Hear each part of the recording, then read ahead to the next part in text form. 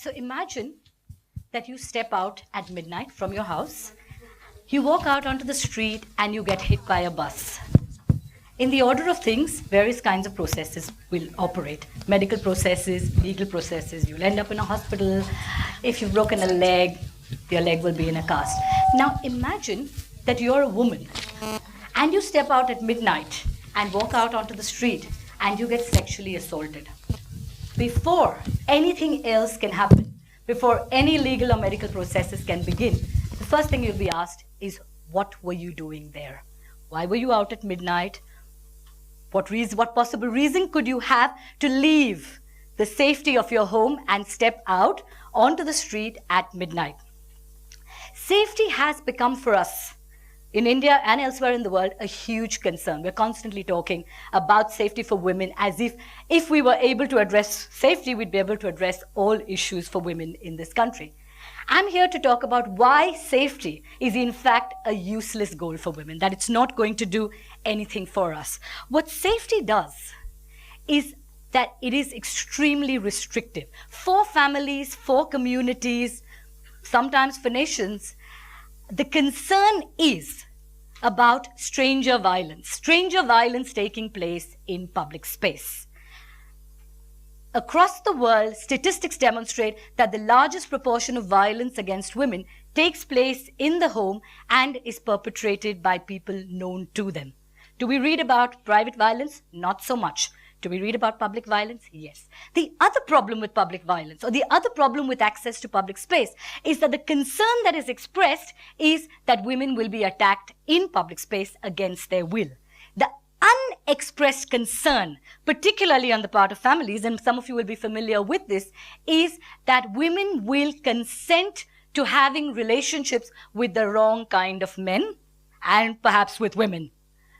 Muslim men, if you're a Hindu woman, lower caste men, lower class men, all of the men that your families think you should not be associating with. Clearly, the strangeness is not a problem when it comes to men they think you should associate with, because in the order of things in the Indian context, many women are married off to men who are strangers to them, and families have no problem with them being married to these strange men. So it's not the stranger issue, right? It's about suitable men.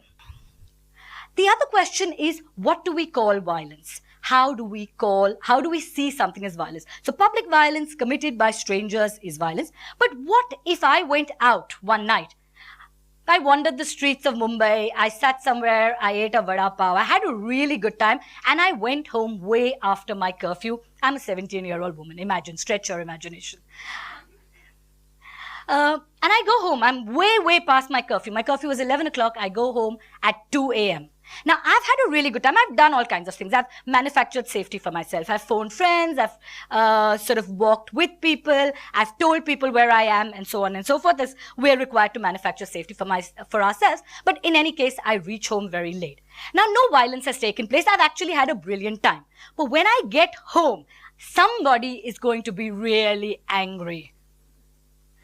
Now, what I would like to submit to you is that the processes that follow this anger, you're not allowed to go out for the next week, you're screamed at. I would like to submit to you that this too is a form of violence. But because it's structural violence, because it's part of what we are used to or what we expect, we don't call it violence, we call it protectionism, we call it care, we call it love.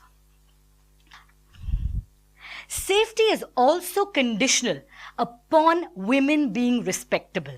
So only certain kinds of women, and this is familiar to you, are worthy of being protected or being cared for.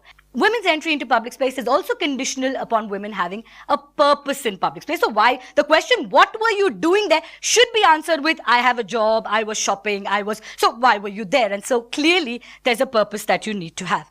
Now, what if we were to turn the safety argument on its head and to argue, as I will argue today, that what women need in order to access public space is not conditional safety, because conditional safety eventually locks you back in the home, but the right to take risks.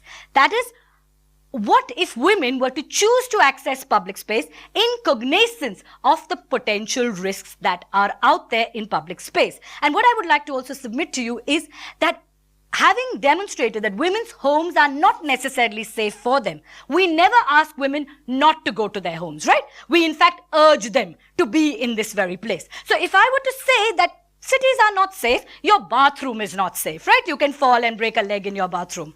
Flying is not safe. All kinds of things, but we don't stop doing them, right? So if I were to submit to you that what if we say that we will access public space in cognizance of the risks that are out there in public space, because we choose to take risks. Now, women should not be made to take risks that are not of their choosing. And city administrations, our municipal corporations, must be pushed to provide infrastructure.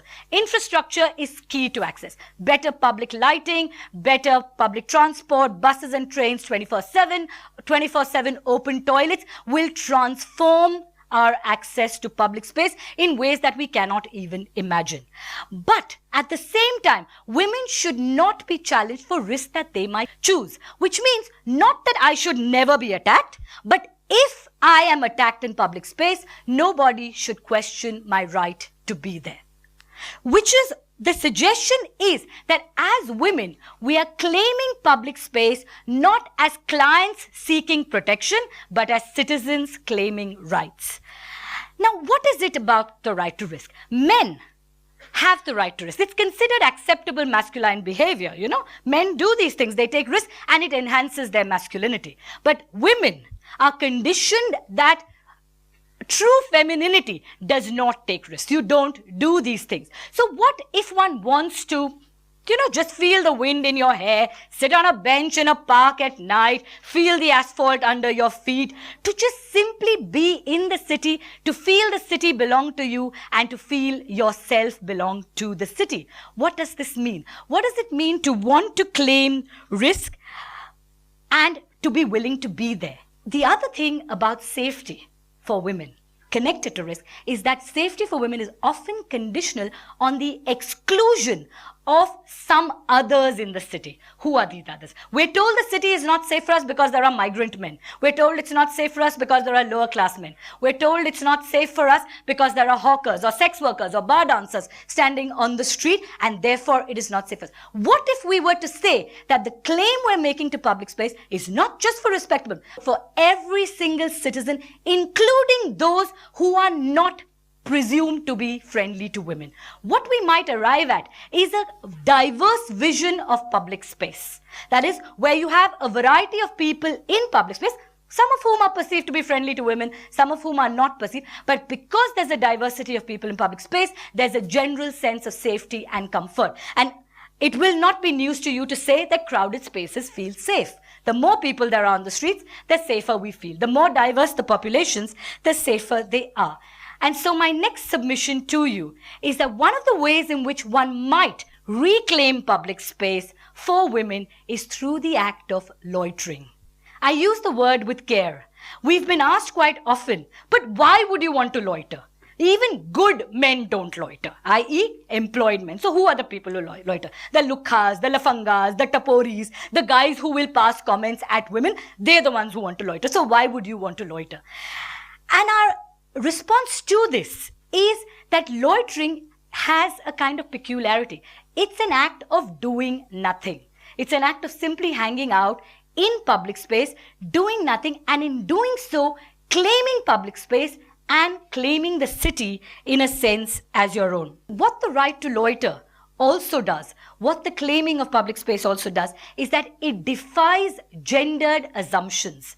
It defies gendered assumptions about how women are supposed to behave. If women are supposed to be in private space and you are hanging out at a street corner drinking, cutting chai, you are immediately undermining the ways in which women are supposed to behave, right? So immediately there's this, I refuse to act as I am supposed to.